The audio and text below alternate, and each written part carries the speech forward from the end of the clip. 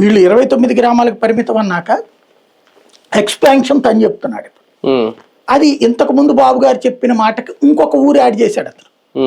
బాబు గారు మొన్న మధ్యన అన్నదేంటి, తను ఓపెన్గా అసెంబ్లీలోనే మాట్లాడారు కదా, బహిరంగంగా అమరావతిలోనే మాట్లాడారు కదా, 29 గ్రామాల్లోనే చేస్తే మున్సిపాలిటీ అవుతుంది, మనం మహానగరం కింద కావాలి అన్నారు కదా, పక్కన అన్నారు కదా. మరి ఆయన మళ్ళీ మాట మార్చారు కదా చంద్రబాబు గారు. ఇప్పుడు ఈయన దాన్ని ఏం చేశాడు, ఆయన వదిలేసిన దాన్ని ఈయన పట్టుకున్నాడు. పట్టుకుని కాకపోతే పేరు మార్చాడు.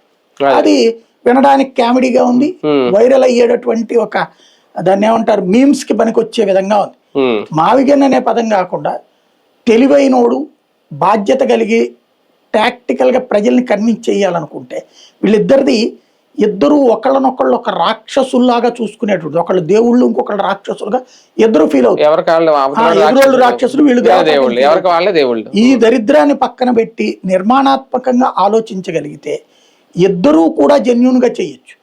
ఇప్పుడు జగన్మోహన్ రెడ్డి ఏం చెప్పాలా, అమరావతిని అమరావతిగానే ఉంచుతాం, ఇప్పుడు నేను వ్యతిరేకం కాదు అంటున్నా, అక్కడది ఉంచుతాం, ఆ ఊరిని ఎక్స్పాండ్ చేస్తాం.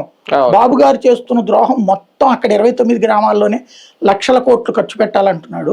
ఎకరాకి 1,00,000 కోట్ల రూపాయలు, ఎకరాకి ₹1 కోటి చొప్పున ఖర్చు పెట్టుకున్న 1,00,000 కోట్ల కంటే ఒక ప్రాంతంలో సాధ్యం కాదు. ఇప్పటికే 47,000 50,000 కోట్లు అప్పులు అవుతాయి, మళ్ళీ ఇంకొక 50,000 ఎకరాలు తీసుకుని ఇంకో 50,000 అప్పులు అంటే మనవళ్ళ తరంలో దాకా పూర్తవ్వదు.